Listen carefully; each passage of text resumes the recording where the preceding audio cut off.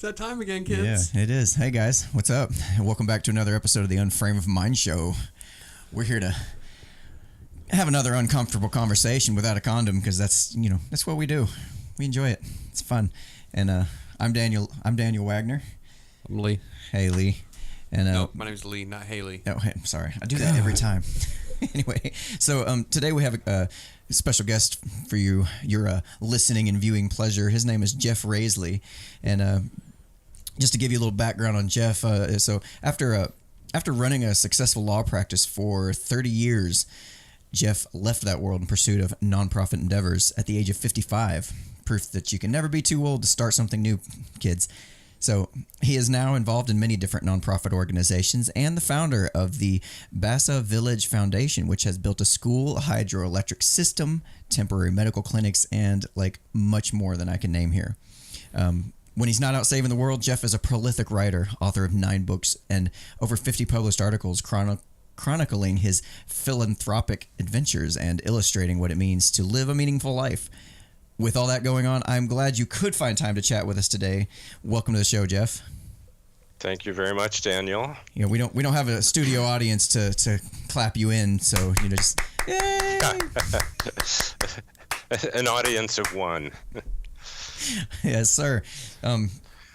So I suppose we'll just jump right in. And again, I'm really glad you decided to reach out to us, and you seem to have some really interesting things to say, especially a new project that you're currently working on, which seems to dovetail real nicely into our current mission to bring awareness to fake news and real news, or truth versus falsehood. Would you care to dive a little deeper into what that project is and what it's about? Sure. Thanks. My working title is "Facebook Can Either Save or Ruin the Nation." And wow, that's a strong proposition. Don't let Zuckerberg hear that.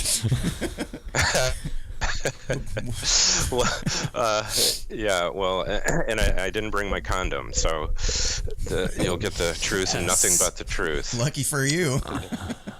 Lucky for us. But what the issue that I'm working on is all about seems to me we've reached a dangerous point in the health of our nation in terms of political polarization.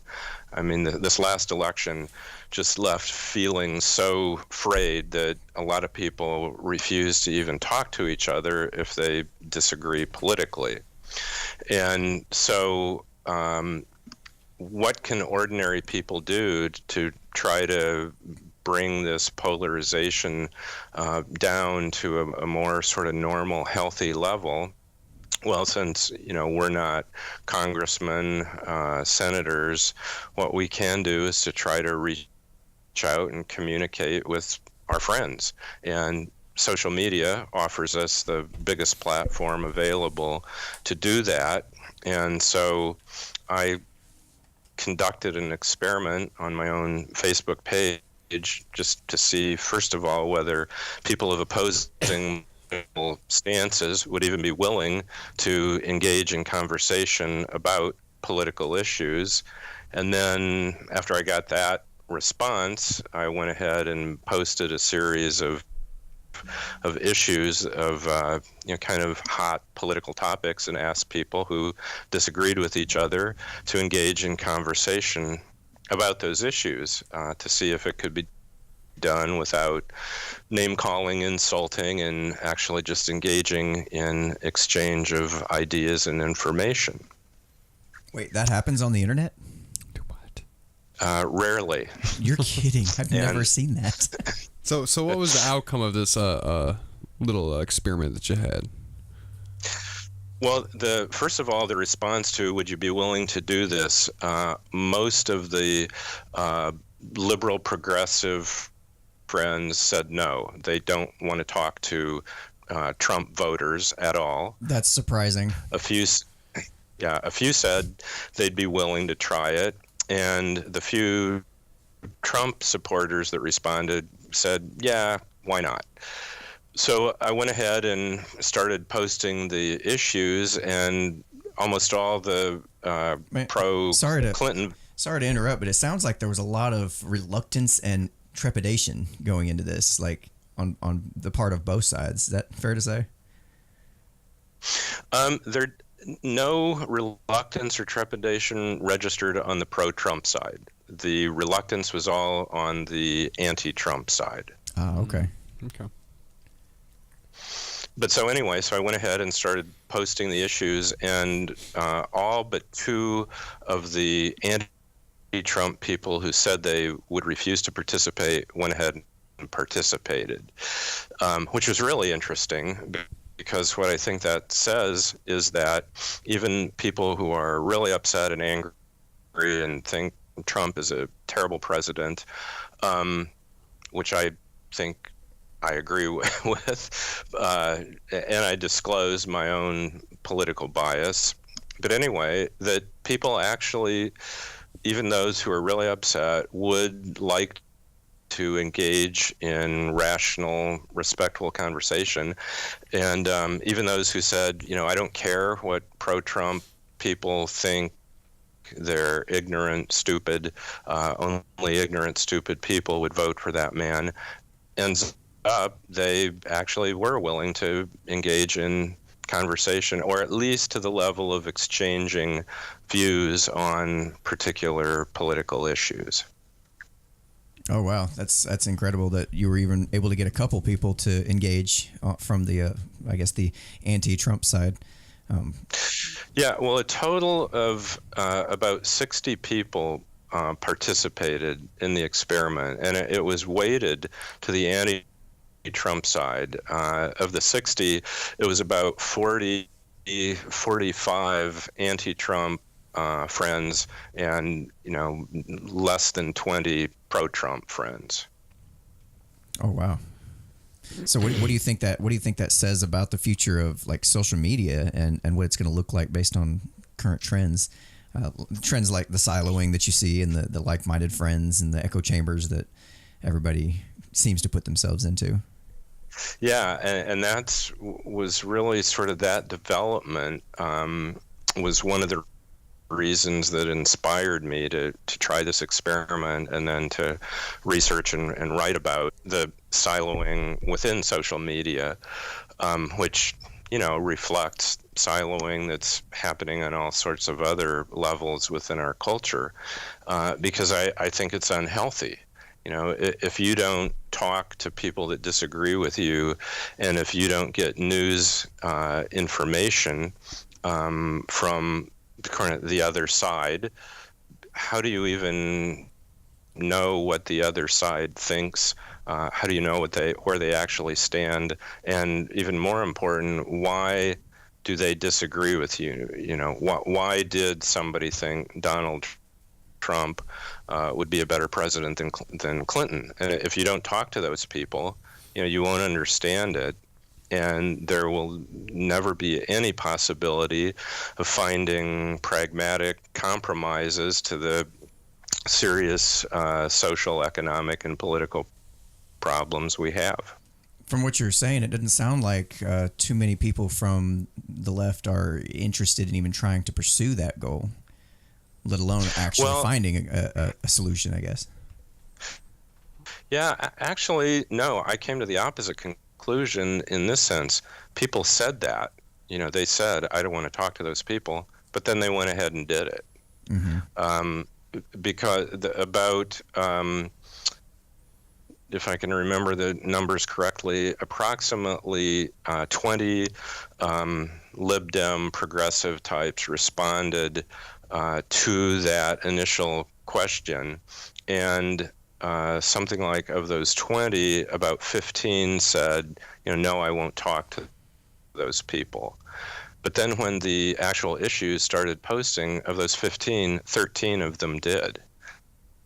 So even though they're saying, no, we don't want to talk to those people, and, we join these silos of like-minded people, if they're offered, and if the forum is one that's safe in the sense that the stated rule, although you can't enforce it, but my request was that we be respectful to each other. I mean, say what you want to about Donald Trump or Hillary Clinton or any of the politicians, but don't insult any of the participants.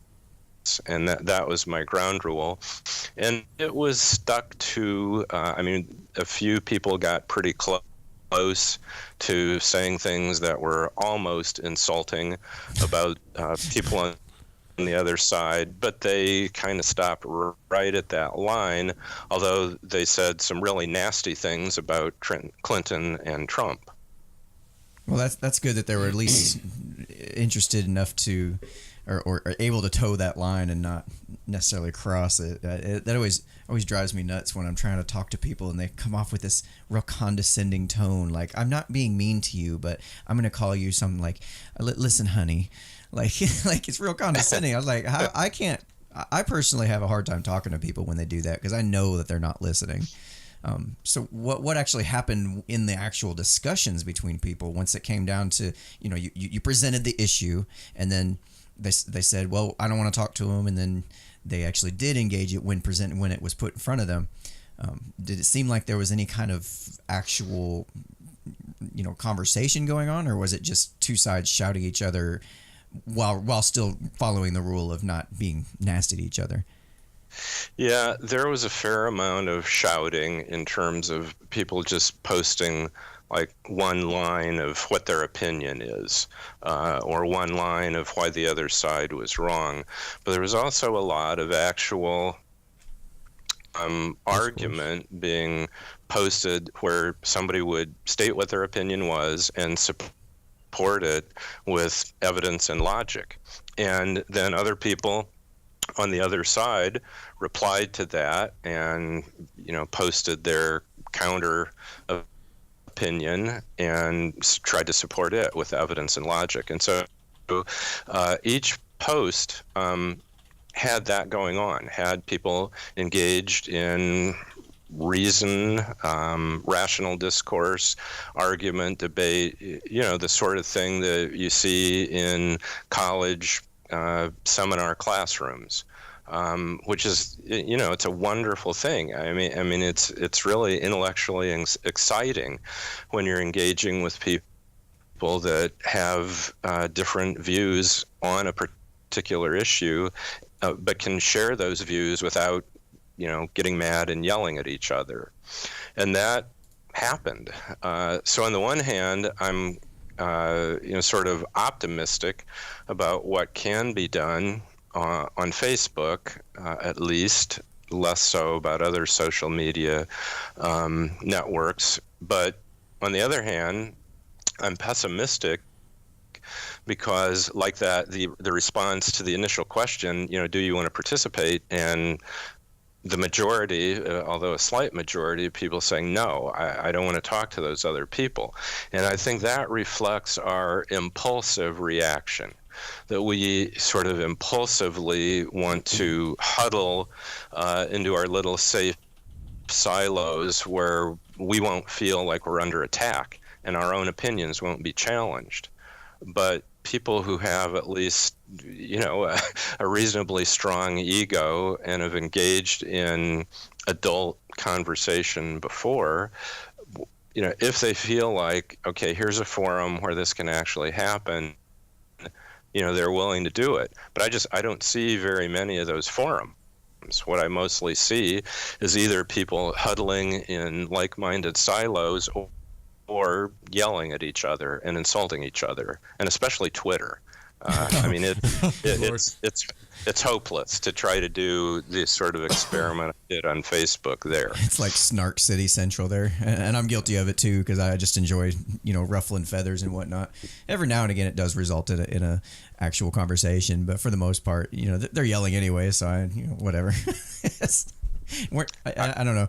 I guess what I'm curious is, what would a social media website look like if say you were to if you were to, based on your results, create a brand new social media platform for facilitating this kind of thing? Like, what do you think it would take to create that, to make it different from, say, Twitter or Facebook, where people can actually have, I guess, arguments presented before them and discuss them rationally, at least somewhat, Yeah, see, I think Facebook is an ideal platform for it because it's set up that, anybody could, I mean, you can use your own page or you could create a discussion page and with that as the sole purpose. But the design of it in terms of, posting a comment, which can then develop a thread and where people can reply specifically to one comment. And then you can have a sub-thread within the thread, so there's sort of a side argument going on with the main thread following, and people then, kind of veering back to the main topic. I mean, I think it's a great network system that's already there. So it's just a matter of individuals, doing this. I mean, what I would like to see happen is this model that I've created be taken up by other people. And there was one other person who participated in my experiment who then went ahead and posted a couple issues just like I did. And the way I did it is I tried to frame the issue with a neutral tone, and sort of said, here are the arguments as I understand them and on both sides. Here's what the issue is. What do you think? And after a number of people posted, I jumped in and participated. I mean, it was like I wanted to get the conversation started, but I didn't want to just be a referee. I wanted to be a participant and, I made my own arguments. And then at the end of it, I summed up each thread and tried to, kind of restate where I thought the argument went, kind of, both sides of it. And if I saw any place for common ground where there was some agreement, then, I put that into my summation. And I'll tell you the one that was very interesting is because on each of the issues, people lined up almost exactly how you would expect. I mean, the pro-Trumps were on one side, the anti-Trumps were on the other, and each issue played out like that. The last issue I posted was abortion. That's a tough one. And I figured, exactly, and I thought, I wanted to push this to the extreme to see if this would push people over the line and they'd start insulting each other. And remarkably, not only did they maintain a civil tone, but a number of the pro-Trump people are pro-choice. I mean, that was the one issue where people actually jumped over onto the other side of the political divide. I was curious, is there any particular Facebook pages you would recommend people join that might facilitate this kind of conversation better than some others? No, I'm saying no out of ignorance. I actually haven't looked for that because I just did this experiment on my own. But there's an organization that's trying to do this on a number of levels. And I was surprised to see that they really aren't using social media much. But there's an organization called Better Angels. Better Angels. Okay. Just like the things with wings and a halo. But this organization was started by a guy who was, a political activist, a Democrat, but who thought that this last election, like me, has just driven the country into an unhealthy state of polarization. And so what his organization is devoted to is creating the kind of conversation that I was trying to do on Facebook. And what they do is they hold weekend seminars where they invite people who are identified as Trump and anti-Trump, and they put them through a training session where they train them on how to talk to each other civilly without getting mad and insulting. And then the idea is these people will then just go out into their own world and do the same thing. And they've done a cross-country bus tour where they, kind of come to different communities and do this. And they have a website and with training materials so that anybody who wants to try it themselves themselves can, read how they do it and so forth. But interestingly, they actually haven't tried to do that on social media. And so that was, a gap that I thought, well, I could try to fill and see where it goes. But now I'm spending, yeah, go ahead. Sorry. Kind of makes sense that they would avoid social media, because just the anonymity of the social media, and the fact that when you go face to face with somebody and have a discussion is way different experience than a social media experience. And if you could figure out a way to translate that into a social media platform, that would be probably the most powerful way you could do it, because then more people could participate without actually having to travel to or be contacted by this Better Angels organization. Yeah, I think you're right. And I'm actually kind of surprised that they haven't, kind of evolved into trying to do it on social media. But so what I thought the value of my experiment would be is to, see if it could be done. Now, it's limited because I have 650 friends and only about 60, so a little less than 10% actually participated, which also I think is a valuable piece of data.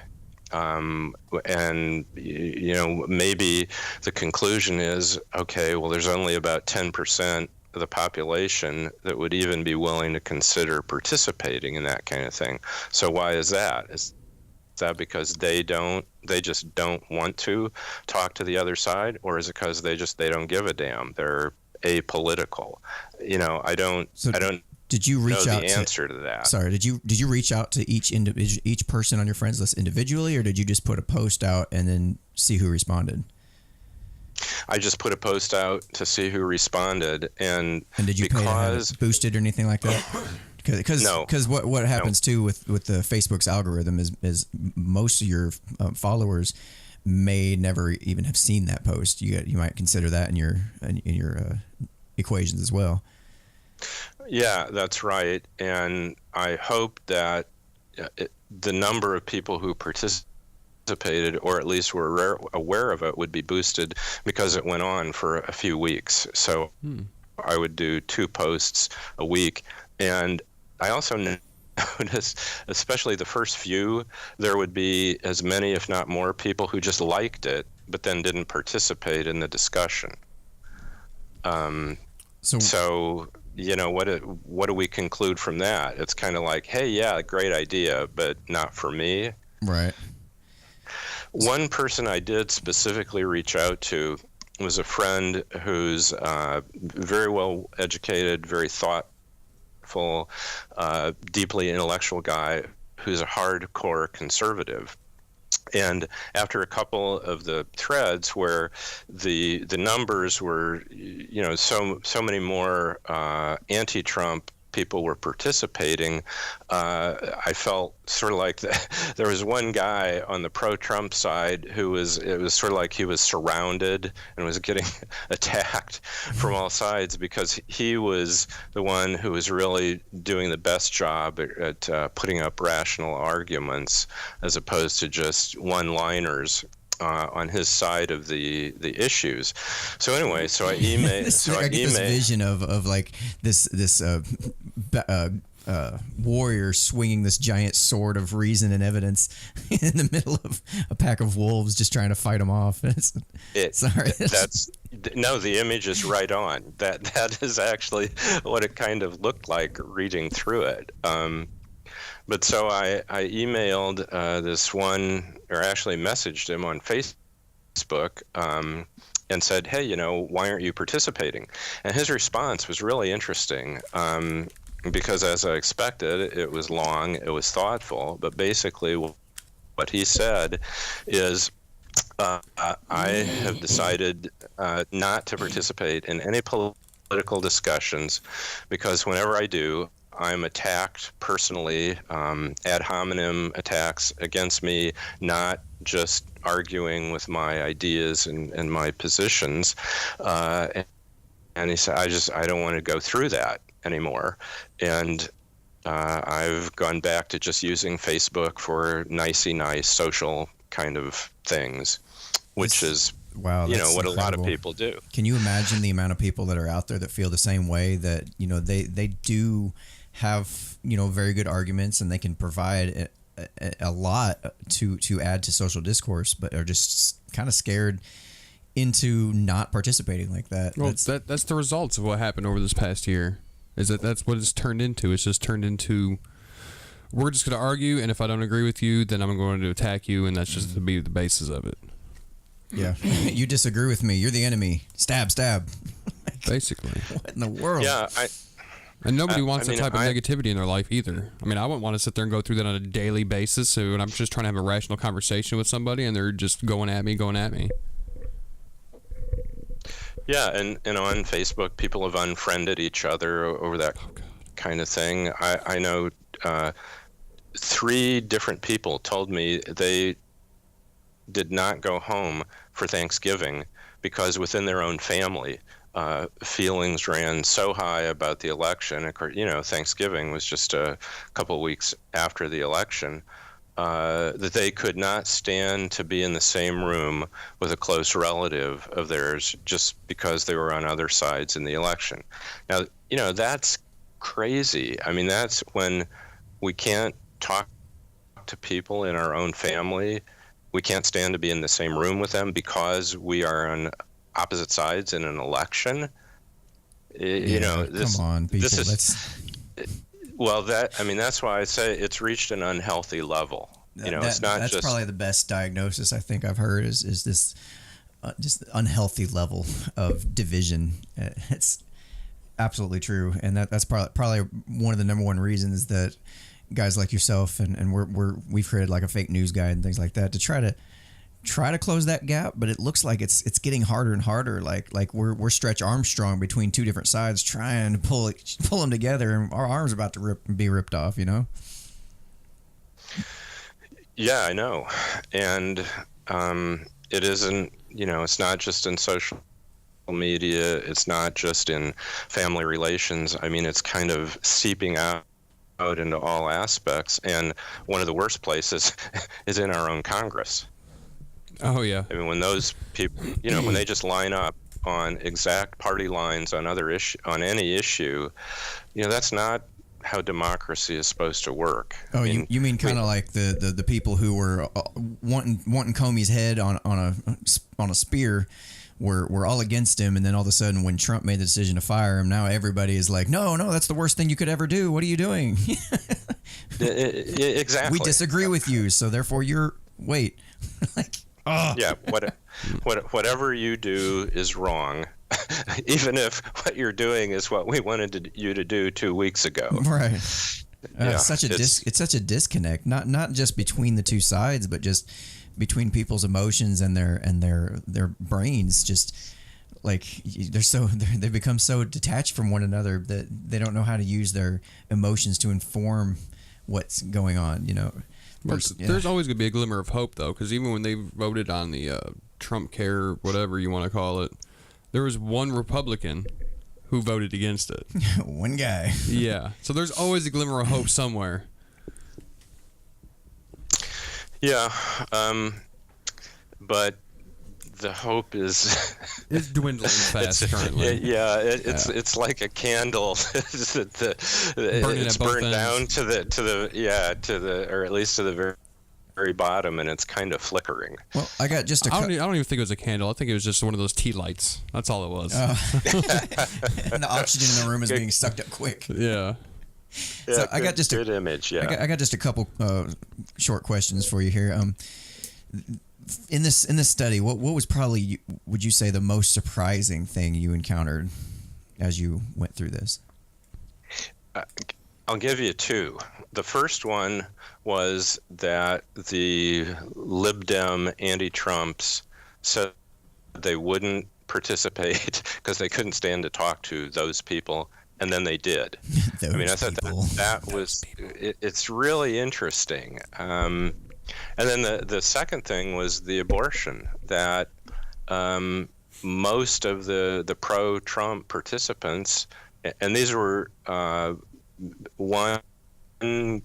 2 guys and 3 women who kind of switch sides. I mean, I assumed that the people who had been consistently on the pro-Trump side of every argument would be anti-abortion, pro-life, Right. and most of them weren't. Most of them were pro-choice. So those are the people you look at to realize, oh, maybe you guys are thinking. Like the few of you who aren't willing to stay on your party lines and willing to cross over. It's either that or they're the null hypothesis and they're the outliers. He just so happened to get all 5 of them. I don't know, man. Yeah, well, I mean, with such a small database, hard to draw, Small really sample size, firm conclusion. A great Facebook page for you to try this in. I think they have about 10,000 people, or they have at least a couple thousand you could try it on. Is Common Sense with Dan Carlin. They are a very political group, and they will go back and forth with each other consistently about everything. And they have people participating and engaging in rational discourse more so from all sides. Yeah, more so than I've seen in other groups where it's just 2 people yelling at each other. This one here does seem to find some common ground in most cases. It's not perfect, and I don't think there is going to be a There's still some perfect shit solution. posting. Yeah, but for the most part, people seem to be pretty, held to a certain standard in the group. Yeah, but I think if you go along those same lines as your experiment that you had, to tell them, hey, to be respectful, let's argue this based off logics and our opinions and facts and things, then I think most people will probably lean towards it and go along with it. Well, the interesting thing, or one of the interesting things that I drew from this, and really, Lee, it goes with exactly what you said, is if you just ask people to be respectful and civil, most will. And you open your Twitter feed and it's just, one either clever, snarky comment or just stupid, gross, vulgar comment after another. And you think, it's hopeless. That's all they want to do is they just want to throw shit at each other. But then when you do something like this and you just say, please, let's be respectful of each other and converse, they actually did it. And that's Better Angels is going around and they go through this whole training program to try to reach that point.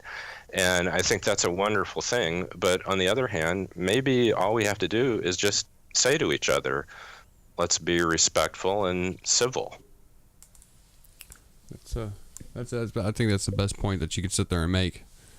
Is that before we even get into a conversation, hey, let's keep it civil and respectful, and we can go from there. If one of us turns out, then, well, guess what? You automatically lose the conversation, regardless of whether you're right or wrong, because you couldn't sit there and follow the one rule that we had to follow. Yeah, it's like you committed a technical foul. Basically, you're ejected from the game, sir. Thank you for participating.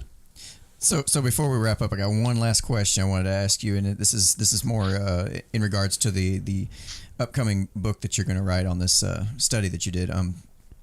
What I want to know is, will the book provide like a how-to guide for facilitating these kind of discussions, like a conclusion at the end of, okay, this is what we found, and this is probably the best step-by-step method that we can come up with to be able to bring these kinds of conversations into your own life? Is that something you're planning on including?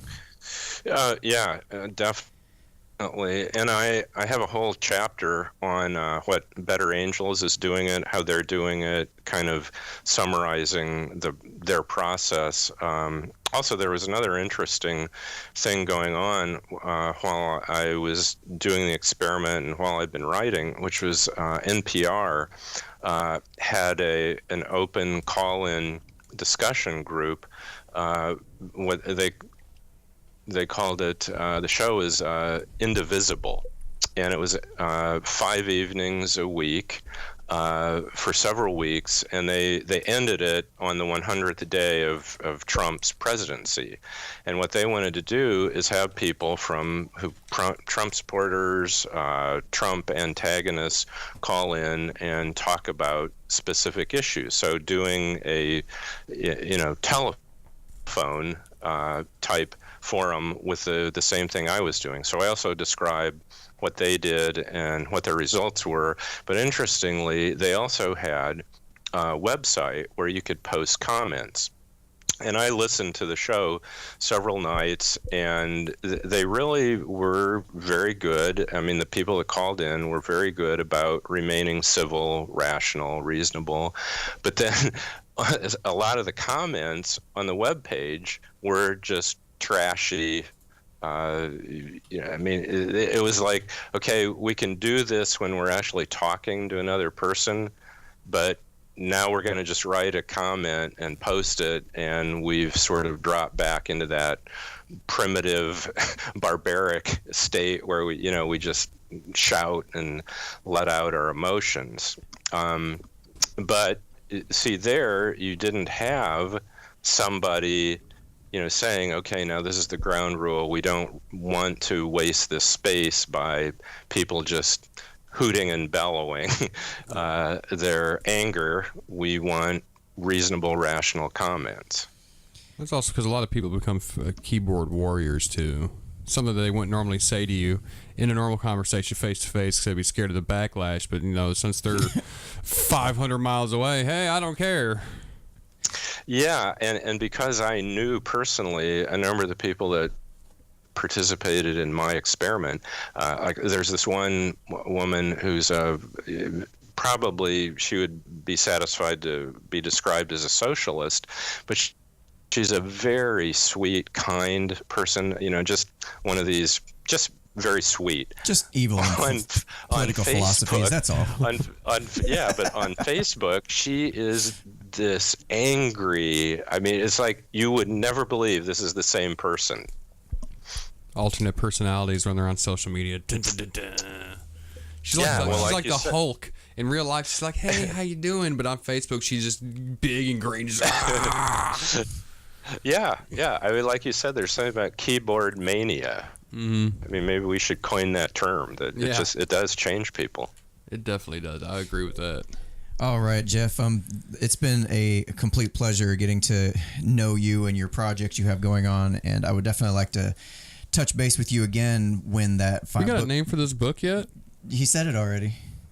I'm sorry, there's so much information. It's a working title. Remember you said don't tell Zuckerberg. But yeah, if you want to remind the audience what the name of the book is and where they can maybe is there a place they can sign up for now to be notified when that book does come out or anything like that? Well, I have a website, which is my full name, Jeffrey, Jeffrey, Rasley, Rasley.com, and they can get in touch with me through the website. It's got a link to my email. There's nothing on the website at this point about the book because I'm still at the first draft stage of writing. But like I said, the working title is Facebook Can Save the Nation or Ruin It. Whether I stick with that title or whether an agent, publisher demands that I change it, I don't know, or if I end up self-publishing, we'll see. But, that's kind of my own argument is if we use it right, Facebook is a great tool for engaging in this kind of thing because, you can reach hundreds, if not thousands or millions of people. And while the Better Angels organization is doing a great thing that I support, if we can do this on social media, I think it really could have a kick off a little faster. Back. Yeah, and maybe calm the nation down, and so that we can start being reasonable and civil and productive in our political in the stuff we need to get done. Yeah, so Facebook's like an excellent tool. It can either build, it's like a saw, or you can build a beautiful piece of furniture with it, or you can slice your own fingers off. Either way, as long as you know how to use it. Another great image. All right, Jeff. I certainly appreciate the discussion, and I will stay in touch with you, and we'll let the audience know what you got going on, and we'll take it from there. Well, thanks, Daniel and Lee. It's great talking to you guys. Hope we do it again. All right. We shall. So